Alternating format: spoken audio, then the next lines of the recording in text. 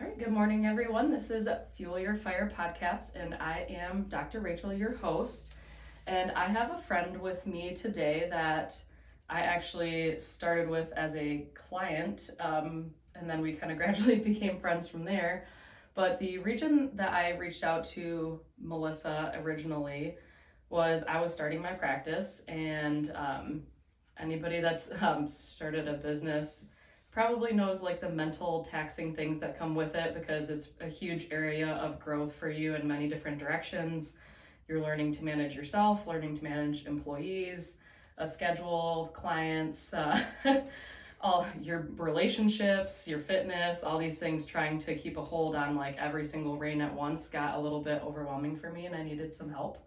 So I reached out to Melissa because I thought that I was like starting to experience anxiety, and knowing what I know about anxiety and the treatments for it, your lifestyle is the biggest factor in controlling it. So I really wanted to be proactive and figure out what I could do on my own to better manage myself. And Melissa really helped me develop some like life hacks on, like managing my schedule and making sure that my fitness was important. And then she also just helped me rewire my brain so that when I did approach similar situations in the future, which has happened to me a number of times, we worked together probably 3-4 years ago at this point. Yeah. Doing that mental transformation thing.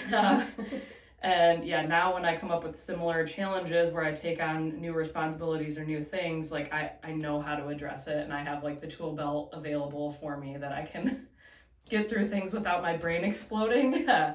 So wanted to invite her on the show today to kind of pick her brain about her expertise in, how we can kind of hijack our own brain to be more efficient and how to manage things better in our lives. And our main topic today is going to be like overcoming mental barriers and the lies that we tell ourselves. So, welcome, so Melissa. juicy. Yeah. Thank you so much for having me, Rach. I'm so grateful to be here, and honored and delighted to hear, the ripple effect, right? Sometimes people worry like, okay, coaching, maybe it's, 3 months or however long it is, but what are the long-term effects? So it's really does it exciting last? to hear. Yeah, because that's what everybody asks anytime you pick up any kind of care, right? You're like, Yeah. how long is it going to last? Am I going to have to keep doing this?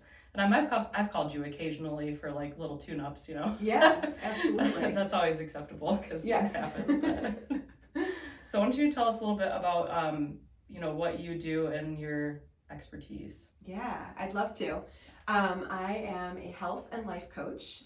I work with people who are stuck with negative self-talk, and I help them get out of the rut and really live in the action and the results. Right. And as you're experiencing the joy Right. of getting out of the rut and kind of being able to live proactively. Yeah. Yes, overcoming mental barriers, it's really closely tied to limiting beliefs. So I wanted to share a little bit about that because that's a huge part of what I do. And if you are a human being, you have limiting beliefs. Right. Right? Yeah. And these are basically ingrained, like they're established before the age of 5 for all humans, right? This is just like part of our programming. And they're beliefs that kind of start to show up when we are wanting to make changes, or we are wanting to create a different experience than what we've been having. Those limiting beliefs are kind of the thing, almost like similar to the concept of a glass ceiling, right? They just kind of keep you where you are. Right. So yeah, that's actually something that it was really, really exciting for me when I started coaching to learn, like, holy crap, even though I've read 20 years of self-help books, that there actually is a way that we can break through those barriers. Right? We actually can have a rewire things. Yeah, totally.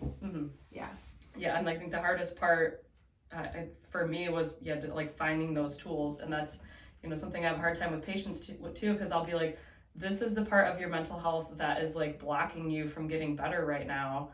But I'll be like, my tools are like limited in this area. Like, you need to search out someone to help you get through this. And a lot of people are confused about, hiring health coaches or counselors or like people that can help them break through these barriers, because it's not super easy to do on your own necessarily, because sometimes I work with a coach. I Yeah. can't always do it to myself, and I'm Right. pretty good at it. Exactly. And I can do some on myself, but it's entirely different to have someone hold that space for you, and also to have someone who knows how to kind of navigate the landscape of all that and put it together into something that gives you the result that you want. Yeah, and something that like my husband and I always said about you is, it's like exactly the right question to ask at the right time to make you, put a mirror on yourself and be like, oh.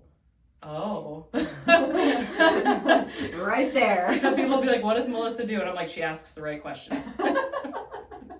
That's one of the biggest concerns. That's what you need another person for. That's one of the biggest concerns that, because I coach a lot of coaches and, teach a lot of the coaching tools to other coaches.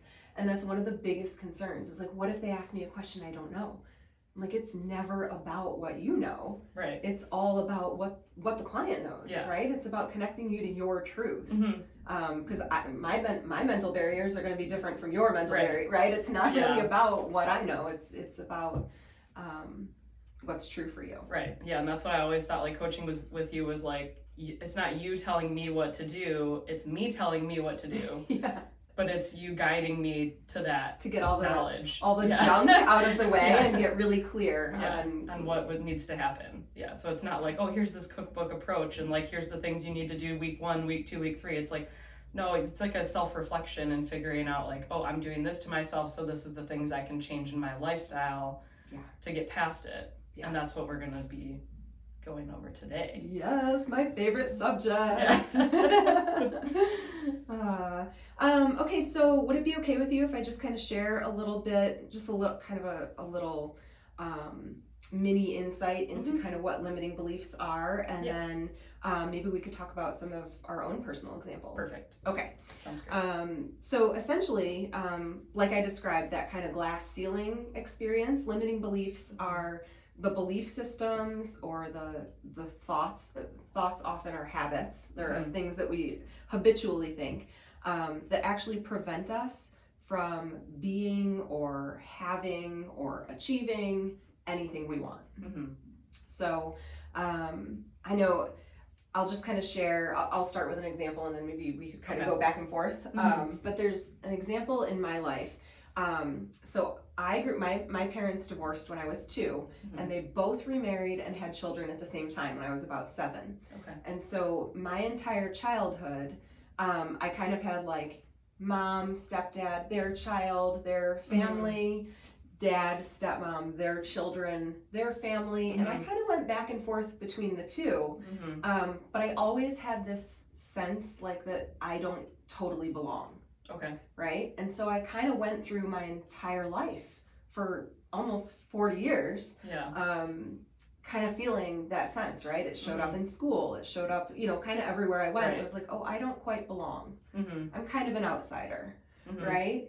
And that's actually, once I really started addressing those beliefs, it's totally not true. I belong everywhere. Like I'm a human, right? I belong like walking on the earth. But one of the things that really addressed that underlying belief and the understanding of that is like, again, that was something established really early young. And then I just continued basically operating in my life under that belief of I don't belong, right? So most of us have that going on where there's maybe a belief, a very simple one, or even an inaccurate one that we made up when we were 2 or 3, from our limited understanding of things. And basically we have like a 2 or 3-year-old driving the bus of our entire lives, right? That is the funny thing about some of these beliefs too, is I feel like usually they are false. Like you think like, oh, I don't belong anywhere, but like everybody I know that has met you is like, oh my gosh, like she's such a light of energy and she like brightens my day and like she brings like a great energy to any group that she's in. So it's like, that's something that you've believed for most of your life, and then like an other person looking at you would think the complete opposite. It wasn't anybody's experience of me except my own. Right, exactly. And I think that, I experience that with patients all the time, and especially like women with like body image issues. I think like we'll all look at each other and we'll be like, oh my gosh, girl, like you're beautiful, you have like the best body ever, but then inside that person's like, oh my gosh, I hate this part, I hate this part. I'm like, I have ugly legs, or I have like big shoulders or something, and like, but everybody else around them's like, oh my gosh, I'm so jealous, I wish I looked like you, so it's always something that like you're telling yourself that like everybody around you sometimes thinks completely the opposite. Yes.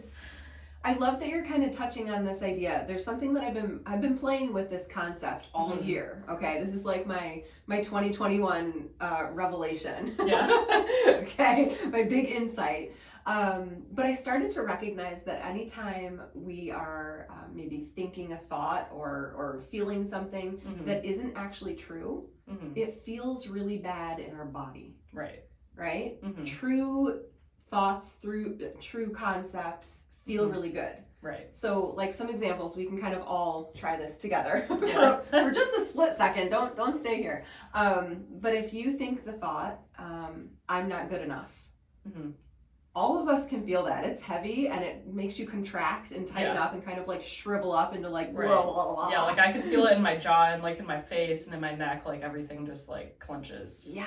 At that. Yeah, I feel bad, Right. right? Essentially. Because it's not true. It's not true for any of us, even though we might have those limiting beliefs in place that tell us that, That's right? The case, yeah. But when you think the thought, I am enough, I have enough, right? It's like everything opens up and you're like, oh yeah. Yeah. Like right? Your body power recognizes stance, power that. posture, everything comes into alignment. Yeah. Your body recognizes that's a true statement and it feels good. Right? So that's just kind of like a simple built-in barometer that I think all humans have, that if it's not true, it feels bad. Right. So. Yeah, and I think with the I'm not good enough, like that's like a very broad category for like most of the lies that we tell ourselves. Yes. It's usually some version of that statement. Yes. Whether it has to do with body image or work or relationships, it's some version of I'm not good enough. I'm not pretty enough. I'm not healthy enough. I'm not strong enough. That was one of mine. I'm not strong enough. Right? It's funny now as you're like ripping weights at the gym. And it's very interesting because this has been over a year now that I set up the support to give myself the experience of being able to do heavy weights. And still, when the trainer puts more weight on, my brain still thinks, I can't do that. Right. And then I do it and I'm like, I can. Well, yeah, and sometimes that's exactly how it goes too, is you think you can't do it until you try to do it. I mean, sometimes one of the main things of getting through a barrier is trying. and showing up consistently instead of just saying, I'm bad at this. Oh, I did it, and I'm not good at that. I can't do that. Yeah. Because I did it once. I've been that way like my whole life, like with running. Yeah. I remember the first time my mom took me running down our, road, and I was probably like 13 or something, and my mom and I are the exact same like physical being. Like our body types are like 100% the same. People confuse us. So there's no reason that she should be able to do something that I can't do, right? My mom's always been like a phenomenal runner, and she kind of like tried to teach me to run in middle school, and I just remember being like, oh my God, dude, I can't make it to the mile marker. Like I can't make it to that light at the corner. And she was just like, like work on your breathing, like quit holding tension, like try to hold your legs this way. And like just having her tell me like different strategies, then I was able to make it to the light. But my brain was telling me literally the entire mile, you can't make it to that light. There's no way. Yeah. But I mean, I don't know if any of you guys have, pushed past the barriers in running before, but like sometimes the first half mile is the worst. Yeah. And you feel terrible. And then all of a sudden your body learns the pattern and it figures it out and it learns the breathing. And then all of a sudden you hit this stride and it gets way easier. Yes. Kind of a thing. And that's kind of how it is when you're breaking through a barrier. All of a sudden your body adapts and it learns. And then you're like, oh, yeah, I can do this. But if I didn't make it past that first quarter of a mile, I never would have figured it out. Yes. Absolutely. It's the consistency piece that I think allows you to keep showing up to something, to something that, again, your brain doesn't think you can do. Right. Yeah. Until very recently, I've identified as a terrible runner. Right. Right. And then I started bodybuilding prep. And one of the things that's required for that is you have to do nighttime cardio or morning cardio. You pretty much have to do cardio every day, right? And so my cardio literally started at the beginning of prep as like walking the dogs. Right. Because like that's where I was at with my cardio, kind of a thing. And then sometimes at the end of my lifting session, my trainer would make me do like 10 minutes of intervals, kind of a thing. By the time, like, you know, like the week before, couple weeks before my competition, I was like setting record times for myself at the 5Ks in town. Yes. You know, like. And you totally kicked my butt when we ran together.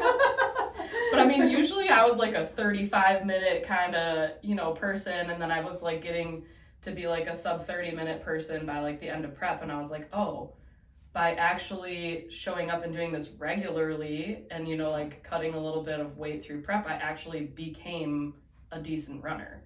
Yes. Okay, so everything that we are describing here, this has to do so much with the relationship that we have with ourselves, right?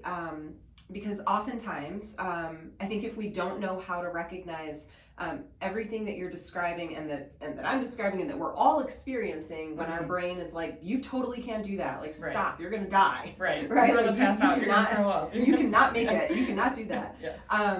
This is actually a really important mechanism that if we don't have a good relationship with this part of our brain, it's the part of our brain that keeps us safe.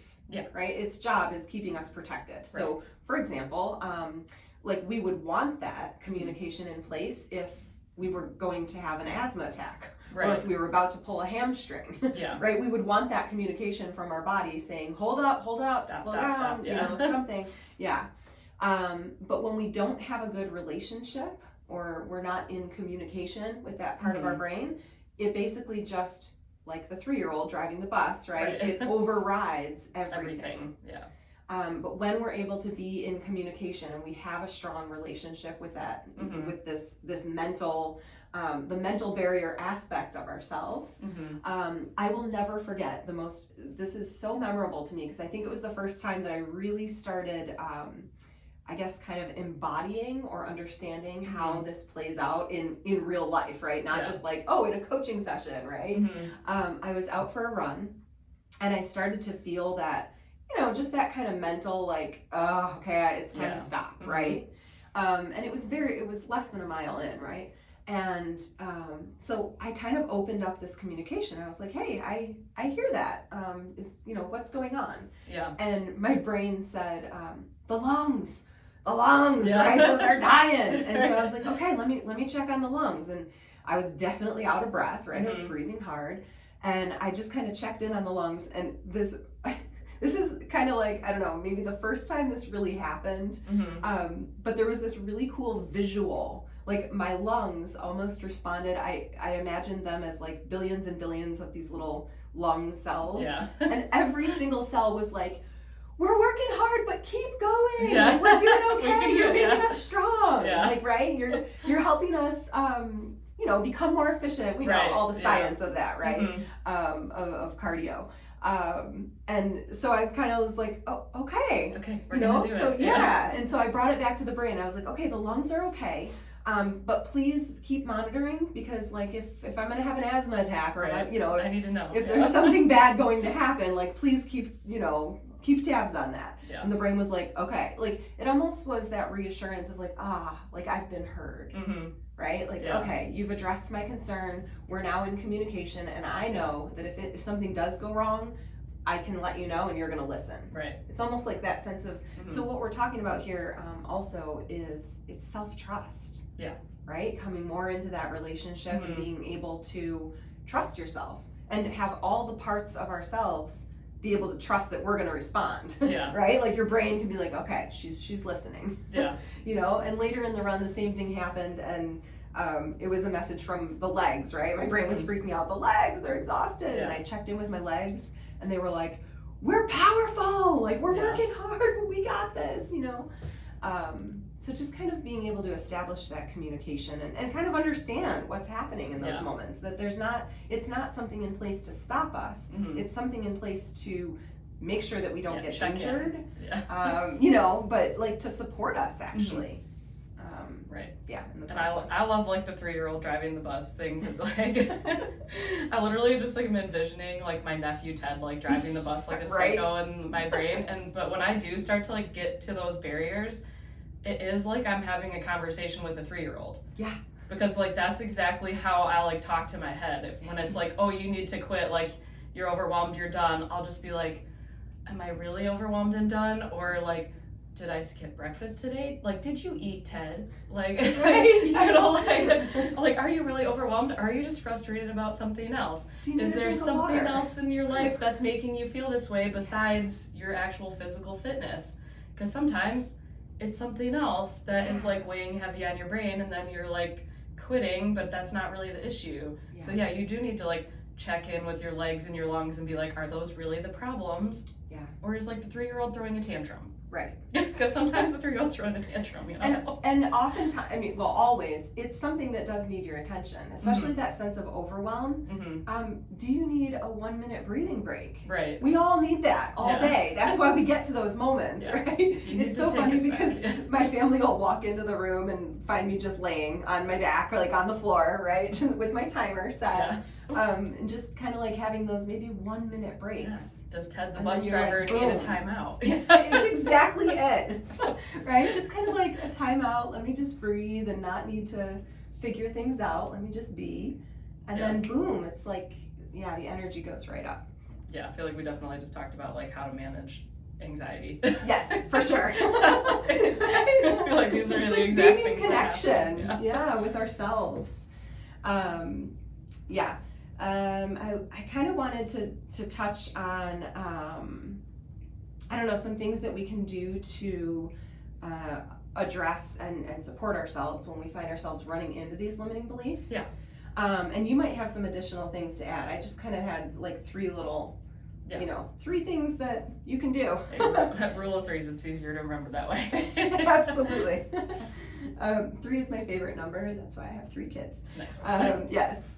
So one of the things that's incredibly powerful for limiting beliefs is support and accountability. Mm-hmm. Right? That one that I had mentioned, the I'm not strong belief. Mm-hmm. I had this intuitive nudge many years before I actually started showing up at the gym, that heavy weights were kind of my next step. Uh-huh. But because I had a belief running in the background that I'm not strong, Right. clearly my actions were not, they're never Mhm. going to be able to line up with that, Mm-hmm. right? So it wasn't until I actually, did step 3 of this, the habit change part of it. We'll get to that in a minute. Yeah. But then I set up support and accountability, Mm-hmm. right? To have myself showing up. So I started working with a trainer 1 day a week, Mm-hmm. but it kept me showing up every week, Mm-hmm. even when, and here's the big thing, right? Yeah, maybe working with a trainer or having a coach or whatever it is, Mm-hmm. we think, oh, well, maybe that's okay. I'll just need that for a little bit or whatever. Mm-hmm. But often without that support on our own, Right. when we got to the day where, the day before we didn't drink a lot of water, we ate popcorn for dinner, I don't know, some random Yeah. thing that, or we didn't sleep well, whatever it was, Mm-hmm. on my own in those scenarios, Mm-hmm. there's no way I'm showing up to the gym at 6 o'clock in the morning, Right. right? But maybe I wake up at 5:30, it's too late to cancel. Yeah. I gotta show go, up. Yeah. And maybe it wasn't the best workout, but I started to realize over the course of a year, it's simply the consistency Right. of showing up. Right. And there is no way I would have done, we all know this pattern where, we get gung-ho, Mm-hmm. we're so excited about this new thing that we're doing, and so we do it for a few weeks. Yeah. And then we hit our little, that dopamine wore off. yeah, totally. No. Or we hit our excuses or our limiting beliefs, Mm-hmm. and we kind of stop. Or then- self-sabotage because you think Absolutely. you have to go backwards because Yes. limiting beliefs sometimes also makes you Go back self-sabotage to when where you you start are. seeing results. Yes. You start seeing results and you're like, I don't deserve those. And then you Yeah. bring yourself backwards. Or the mental game of you see the results and you're like, I don't need to do this anymore. Yeah. I got what I wanted. Because And I then you went go through right that back. with getting ready for bodybuilding. I've been wanting to do this since high school. Yeah. And even with the past 2 years of working with a trainer, there was a few times where I got you know, cut enough where I was like, okay, like I could be like a month out from competition right now. And then you know what I would do? I would start eating and drinking and I would like gain 10 pounds in a month because I'd be like, oh no, I don't deserve to do that yet. And then I would like go backwards. Yeah. Kind of thing. So it was like a huge thing when I finally like broke past that into being like, okay, like I deserve this. I'm going to do this. But I think it was like the time and consistency that made me think I deserved it. Yes. And it was 2 years of time and consistency that made my brain finally be like, you know what? You deserve this. You've put in the amount of work required to do it. So like you're going to do it this time. Yeah. And that was literally the only difference was the amount of time that had gone by. Of showing up. I was going to ask you what was the difference. And that's really, really powerful because sometimes we think that when we start something and fail, I put the word fail in quotes because we didn't know that was actually part of the process of getting us to where we need to be. Yeah, right. Exactly. I love that. Support and accountability. The second thing is it's awareness and choice, right? It's awareness of like some of the things we talked about today, the mindset hacks or the relationship that we have with ourselves, the communication going on internally, kind of understanding how those beliefs are operating. And then it's choice, right? It's continually redirecting ourselves toward what's true. What's true is I do deserve. What's true is I am enough. Right. Kind of like getting back to those true statements. And then the third piece of this is the habit change and the routines. And you mentioned one of the things, amazing. I've experienced incredible growth and transformation on so many levels by working with coaches that know how to rewire those patterns in the brain.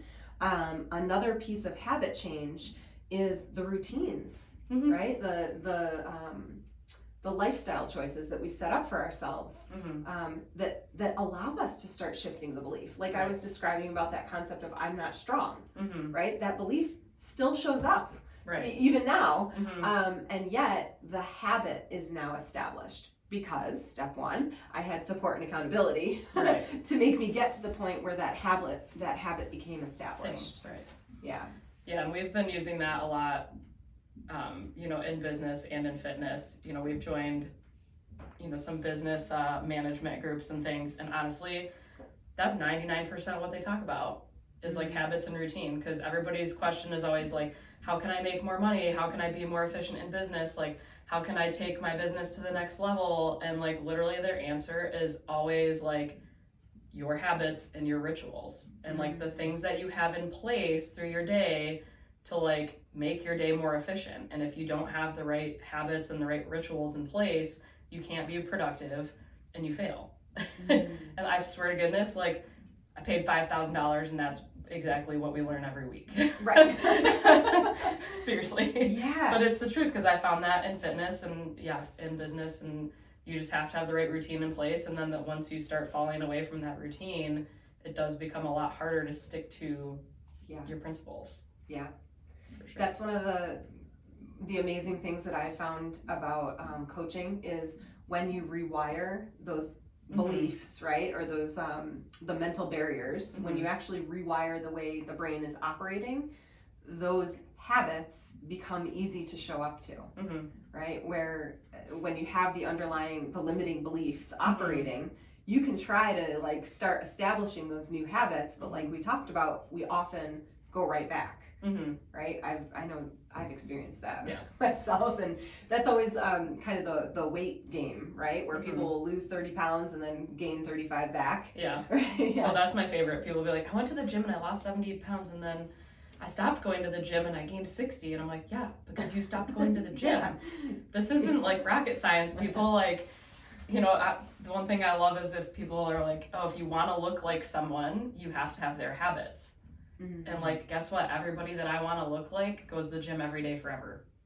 Like they don't stop and just not go for 3 months and think that they're going to be able to maintain. Right. So if you want to be a certain way, you have to develop the habits of the person that is that way, and then you have to keep those habits going. Yeah. And you have to be able to think like that person, right, that allows them to show up at the gym, or Mhm. to show up at whatever, not necessarily always the gym, but you know, to Yeah. show up to the activity that they're Right. doing. Mhm. Yeah. Exactly. But yeah, I just laugh because everybody always is asking you like, well, what did Melissa help you with?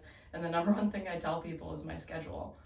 And they're like, well, what do you mean your schedule? And I'm like, dude, the most important part about my schedule is I have to have lunch. Mm. And before I worked with you, I didn't take a consistent lunch hour. I just tried to like fit it in whenever there was time. Yeah. And that was like a terrible strategy. And I always felt like my day was pure chaos when I didn't do that. And then when I established a consistent lunch hour and I just made it a recurring part of my schedule every day, you know, same time kind of a deal. Yeah. Like when I get done at the end of the day, my brain is like so much more zen that it's insane. And I'm like, that sounds so dumb that would be like the one thing that's like make it or break it for me. But like if I don't go home and like physically leave my business over lunch, like my husband wants to kill me at the end of the day because I turn into a psychopath. Like, so it's like, yeah, sometimes it's just, yeah, these little things that we have to implement, Yeah. you know, to make our day better. Like I have to have coffee on the couch with my dogs in the morning. And if that's not the first thing that I do, I swear my whole day feels like it's ruined. Like, but I just know that those are the things that I have to have in place to keep my mental health like good and stable. The habits that work The for habits you. that work for me. Yeah. I love too that you said, oh, it seems so silly, Mhm. right? Because those things, the little simple, doable tweaks Mhm. that make or break all of us All of our are habits. Yeah. completely different for all of us, Mhm. right? That's why you said it's not a cookbook. It's not like a one, you know, Yeah. do this. It's unique to every person, Mhm. and you know that. Yeah. That's why I love the book Atomic Habits, because I remember Yes. like literally my aunt recommended it to me, and she's like, you're gonna think this book is really simple. Yeah. You know, like it's not like high intelligence level, like, so she's like, but just read it because I think it'll be really good for your patients. And I was like, dude, this book is really good for everybody. Right. Because it's always the simple things that make the biggest difference in like your fitness, in your mental health. You know, like even with fitness, I have patients all the time that are like, oh, well, I don't have a gym membership, so I can't be in shape. And I'm like, do you have tennis shoes? Right.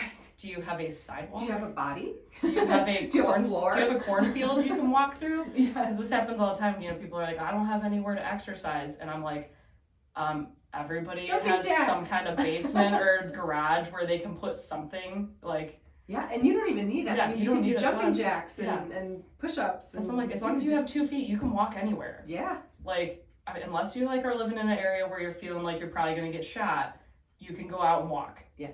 Seriously. And in that case, you can do stuff in your house. Right. Yeah, in that case you can do stuff in your house. But it's like, I mean, like walking is the best form of exercise and the best form of weight maintenance out there, and everybody like overthinks it and thinks like, oh well, I have to do Gotta go big or go 100 home. minutes of Yes. cardio a week, and I got to 300 minutes of weights, and I got to do this with my diet and this with this, and I'm like, I'm sorry, but if you go back to like, you know, pre-80s, Yes. most people maintained their weight eating whatever they wanted And going for walks. and walking Yes. because they had to walk everywhere. Yeah. We don't even have to walk around the mall anymore. Right. So it's like I don't even go to the grocery store. Yeah. Like I'm that person. I get my groceries delivered. Right. You know, and sometimes I get my groceries delivered while I'm walking on the treadmill at home because I just really don't like the grocery store, and it sets me off these days. Yeah. Because I can't handle all the drama. It's a lot to take in. Yeah. It's like dramatic. I'm like, I like the walking part of shopping, but like, man, grocery stores are just whoo. The energy level is just too much. Yeah. But yeah, it's always like the simple habits that make the biggest difference for sure. There's a coaching concept. It's called small hinges swing big doors, and that's what I've been so in awe of in this process, because I have literally been showing up to lifting and heavy weights 1 day a week. Right. 1 day a week for a year. Yeah. And holy cow! I mean, The difference is unbelievable. But it wasn't like I wasn't going every day or you know, and it's only now that I'm starting to go 2 days a week because it took me that long to get the habit established of like, oh, this is what I do, and this is who I am, right? I am someone who has strong muscles. Right. I mean, it took the whole year to really get all that anchored in. For sure. Yeah.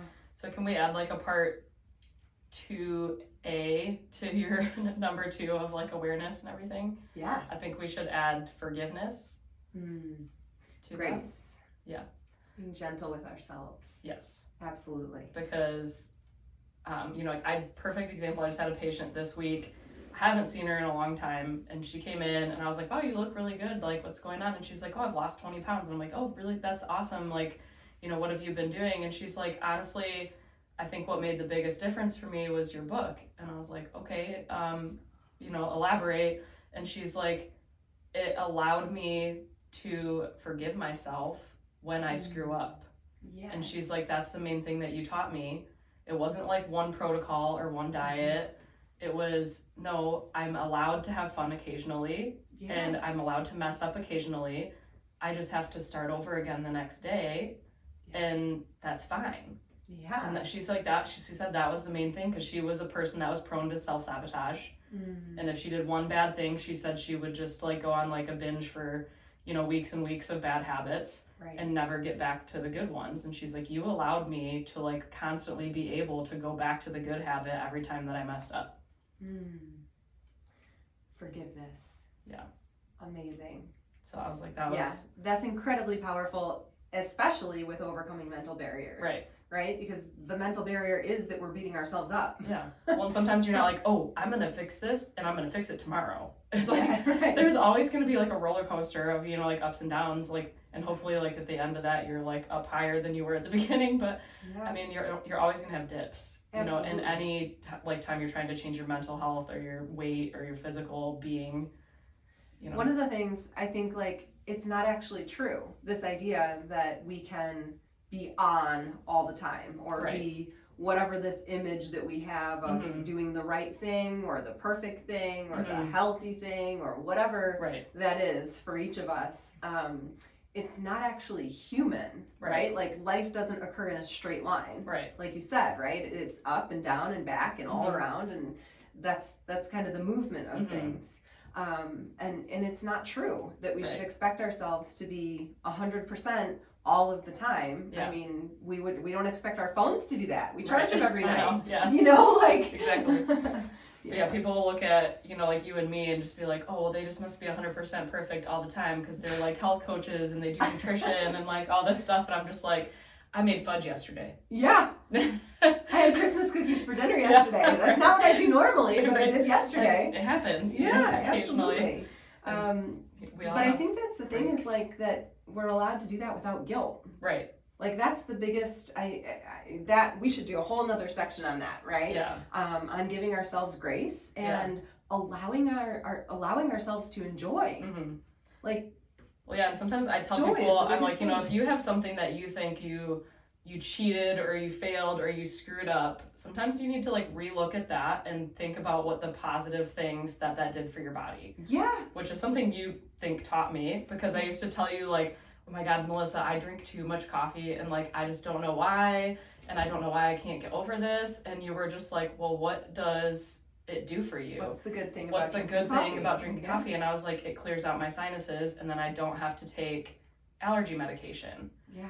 And you were like, yeah, so that's like the positive things that it's helping you in one way. So like, don't always look at it like a bad habit, because then it does bad things to your body if you always think of it as a bad habit. Not to say that you should like justify every bad habit in your life, but like sometimes you do have to look at like, that does do good things for me sometimes. Absolutely. Give ourselves grace. Like one time I was having like TMJ issues for like months, and it was on 75 hard and I hadn't drank for like 3 months. I had 1 glass of wine and it got rid of my TMJ. And I was just like, dude.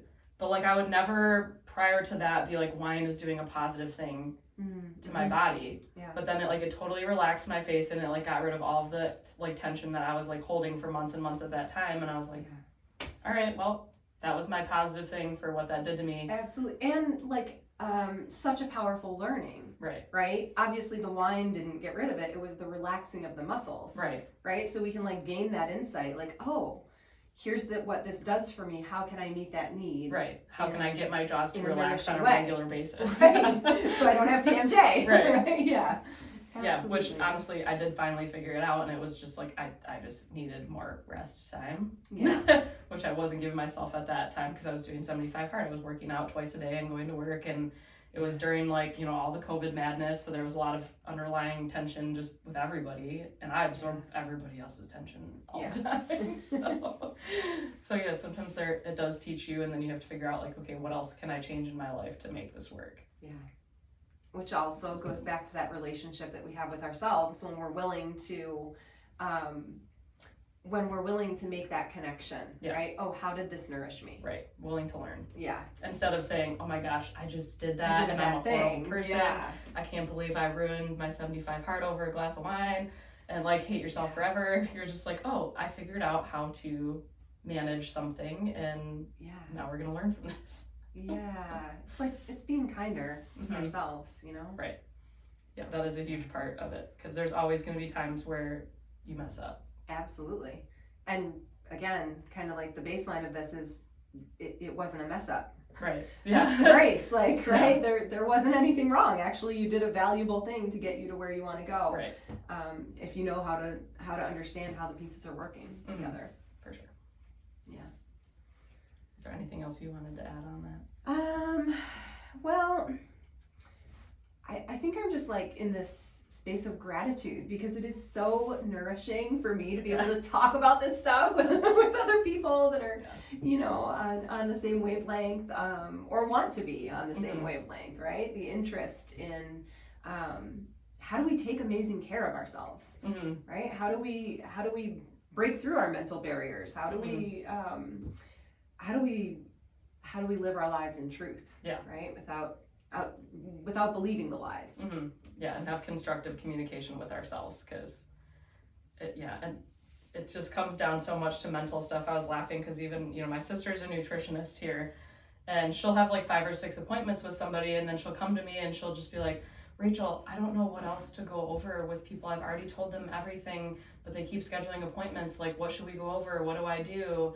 And I'm like, Erica, we need to teach you some like mental barrier like coaching, because I'm like, what people are going to be coming to you too is for that accountability, for that ability to communicate and work through their problems, because so much of body transformation is, you know, working through your problems and having a coach to do that. And, you know, once you get all of the information, the next thing that you need is help with the accountability and the mental barriers. Absolutely. So I always encourage people, I'm like, find somebody that can help you with like the accountability and the mental barriers, because that's how you're really going to it's actually proceed. All of what drives action. Right? We don't take action when the mind is when the 3-year-old is putting us in a traffic jam, right? Or crashing. For sure. Yeah, so I'm always like finding somebody, like whether that's the personal trainer that you need to get stronger, or whether that's like a nutrition coach that you need, or like if they need you, like you can find her website is spicyroots.net, you know, so that you can find a coach to help you through these things, because I mean, the 3 months that we spent together, like I said, has definitely had like ripple effects on me in figuring out how to manage situations, whether that be like fitness or marriage or business or otherwise. It applies to everything, because once you rewire the brain and you figure out how to have that positive self-communication and how to talk down the 3-year-old in your brain, you can apply it to every part of your life. So I feel so grateful to hear that. I love it. Because I always feel like people can come to you about, you know, like anything. It doesn't have to be just about, you know, fitness. That's always like primarily what we talk about on the podcast, but I mean, somebody could come to you with like marriage problems or something, and, you know, work through stuff like that too. Stuck places. Any stuck places, for sure. Well, good. That was very productive. Thank you for coming on the podcast, because mental health is always something that I, you know, talk to patients about, but I don't have the, you know, the coaching strategies that you have. So I think it's a really good thing for people to learn about, and I appreciate it. You took the words right out of my mouth. I appreciate you so much. Feeling so grateful to be here with all of you, and just sharing what we love together. Perfect. All right. Well, and also you can find either of us on social media. I am at Recreate Your Health Doctor, and Melissa is Melissa Snyder Coaching. right. Okay, Yes. perfect. Good. All right. Well, have a good day, guys. Perfect. Awesome. Oh, that was cracky. We got a good snap on that one. Yeah. I almost caught that.